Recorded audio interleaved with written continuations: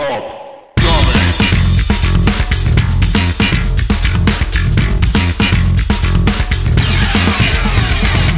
Welcome to the upcoming video games of May 2018. My name is Globku. I'll be 29 years old this month. Half of my life is done. The world is cruel and darkness, and this CD is made of brass. Single player, first person dungeon crawler, and it's been on early access, so there's a lot of gameplay for you to watch. Basically, you wield a weapon in each hand. It works a little bit like Bioshock, but instead of powers, you can just have something else like a whip or an object that you can throw, and you make your way through random dungeons with permadeath and loot and all of that roguelike stuff. Same day, Nintendo takes one of their own games and ports it from the Wii U to the Switch. Donkey Kong Country Tropical Freeze is a really cool platformer, so if you didn't have a Wii U, you might want to get it this time on the Switch. Next week, the MMO with the characters' dicks, it comes out for realsies. The dicks come out after early access for so long, and like most games that spend an eternity on early access, it's completely outdated now that it's coming out for real. Pillars of Eternity is getting its much anticipated sequel. The beloved RPG is coming back to the PC, will be on consoles later this year, and it seems very similar to the first game. It's the isometric RPG that you've come to love. Some companions will return, others won't be available because you can actually import your save and your choices will carry over from the first game, and there are of course some new features and a whole new story. Oh hey look, tennis! It's been a while since tennis was a big deal. Destiny 2 is releasing an expansion called Warmind, which is adding a ton of content and reworking existing content as well. You know, it's what expansions do. And Tacoma, the story-driven game where you play, rewind, and piece together dialogue to unveil an even bigger story, is coming to PS4 after being out on the PC and Xbox One. 2 days later, and we get a 3v3 competitive multiplayer game. This is Laser League, where players create lasers for their team, and if the opponents touch them, they die. There are different classes to choose from, each one has their own special power, and your goal is to kill the enemy team with your own lasers or powers. So whatever way you can, basically. Simple enough to understand, very competitive, and very colorful as well. The very next day, one of the best One Piece games comes out for the Switch. One Piece Pirate Warriors 3 is pretty much a Warriors game wearing a One Piece skin. But with the impressive roster of characters, the game is actually pretty fun if you're a One Piece fan. The following week opens with Little Witch Academia Chamber of Time, a game based on the Little Witch Academia anime that is part brawler,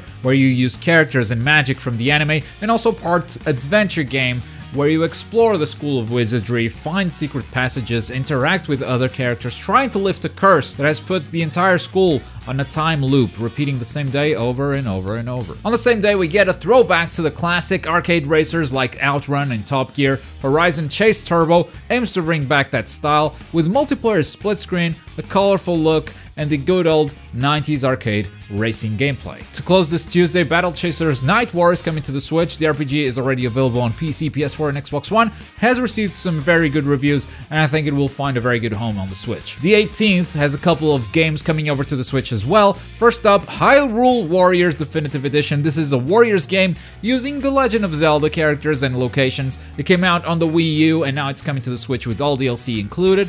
And kind of the same deal with the Little Nightmares Complete Edition, which came out on the PC and PS4 and Xbox One. I didn't play all the DLC, but I enjoyed the base game quite a bit, and we have a review up on the channel, so if you want it on the Switch, go check out the review and then buy it. Jump forward another week and we get State of Decay 2. The open world zombie survival can be played with 4 players cooperating in total, each player with a unique mix of background traits and skills, and you just kind of survive and craft and explore. It's that kind of game. Oh hey look, tennis! It's been a while since tennis was a big deal. Wait, the rhythm platformer Runner is back with a new set of levels and pretty much the same mechanics from what I've seen. There might be some new stuff, but nothing that is world-changing. It's just more Runner if you really like those games. The Switch is also getting 2 Mega Man collections sold separately, and these include Mega Man 1 through 10, and Space Hulk Deathwing is getting an enhanced edition, the first-person Left 4 Dead-like-ish game, where you play as a space marine, brings some new content and upgrades to the base game, and hey, if you bought the game on PC, it seems that the update is actually free, because fuck PlayStation 4 users? I don't know. On the 24th, we get 3 Dancing Persona games, which I'm just gonna talk about all 3 at the same time while they go through in the background. These are basically rhythm games. You have to tap buttons or hold them at exact times in sync to the music, but the reason why these games are so loved is usually because they use the soundtrack of the Persona games. And the soundtrack of the Persona games are really some of the best soundtracks video games have to offer. So playing a rhythm game, listening to those songs, watching those characters from the game dance is just a great way to remember the Persona games. If you didn't play Persona, there's probably not a lot for you here. But if you did, the Persona 3, Persona 4, and Persona 5 dancing games are coming to PlayStation 4 and Vita, with the exception of Persona 4, which was actually already out on the Vita, so yeah. The city management sim, City Skylines, is getting an expansion called Parklife. This time you no longer just pave over parks to build your own roads and houses. Parks are actually a part of what you can build in City Skylines with this expansion, so you can make your cities a lot greener. The following day is probably the biggest of the month. We open with Detroit Become Human. It's an adventure game with many branching paths, similar to what the studio already did with Heavy Rain and Beyond Two Souls. It's a game that seems a bit more ambitious than the previous two, even though it's very similar as far as gameplay goes, so it should pretty much please the same fans that enjoyed those two other games. At the same time, looking at preview coverage, I don't know if the story is being handled very well, but these games are not for me anyway, so I'll let their community speak their mind once the game actually comes out. And we're getting the remaster for the original Dark Souls on the PC, PS4, and Xbox One. The Switch is also coming, but it was recently delayed. Dark Souls is definitely a game that deserves to be on the new consoles. It deserves to be remastered, though personally, I am insulted if they think I'll buy it again on the PC. Their first game didn't work without a fan having to fix it.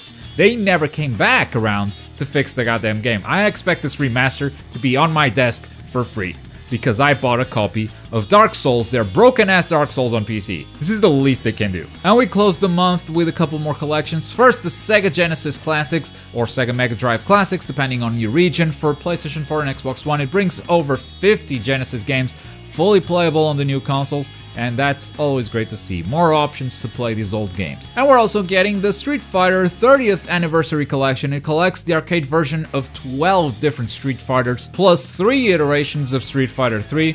And even though these are the arcade versions, they are providing online multiplayer support to some of those games, only 4 of them, so look them up before buying the collection. It might not have the multiplayer support for the games that you want, but you can always play them in single player if you want to. It allows you to save the game at any point, so you don't need to keep, you know, chugging fake quarters into the game, and you can always leave and come back whenever it pleases you.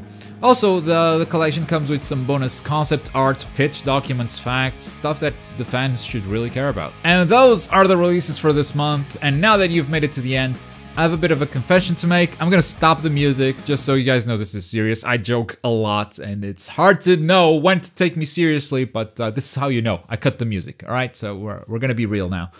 Making these videos is becoming more and more painful for me. They're not enough to grow the channel, and they shouldn't be. I should have a plan for Magical Noob that is more than just 1 video per month. But at the moment, I really don't know what to do, simply because I don't have a lot of time to do anything. Things are really taking off over at TGN Anime. I'm making daily videos over on that channel. If you like anime games, definitely come and say hi and check it out. But that success has left me with very little time for this channel. Plus, the YouTube algorithm doesn't really reward these channels that cover multiple games. So it's becoming increasingly harder to keep this channel alive. Every month, I get some very kind words from you guys on these videos, but the truth is, there might not be a video next month. This upcoming series has to end, because even if I figure out what I want to do with Magical Noob, what I want to do with this channel, half of these upcoming videos are getting claimed by Nintendo, Warner Brothers, or whoever has a trailer in the video, so it's not great for the channel either. We've done this for 4 years now. It started on June of 2014, so today I think I'm giving myself an early birthday present and stopping this series, which was very fun to make in the beginning. I started making it because I stopped knowing what video games were coming out, and I wanted to force myself to do that research. And the research is still fun. It's the process of writing, of editing, and having to take extra time off my day to not see any growth on the channel, to see videos getting claimed constantly. That has been so painful and has made me feel miserable for those last couple of months every time I have to think about making an upcoming video. So I hope you guys understand. You are awesome, and I'll try to think of something that works for me, that works for you, and for this cursed YouTube algorithm. But in the meantime, check out last month's video. There might be something you missed that you wanted to play. And here's some TGN anime stuff. Give it a shot, give it a look, see if you enjoy what I'm doing there. But as always, thank you very much for watching. My name is Globku, and I'll see you guys next time. Boy.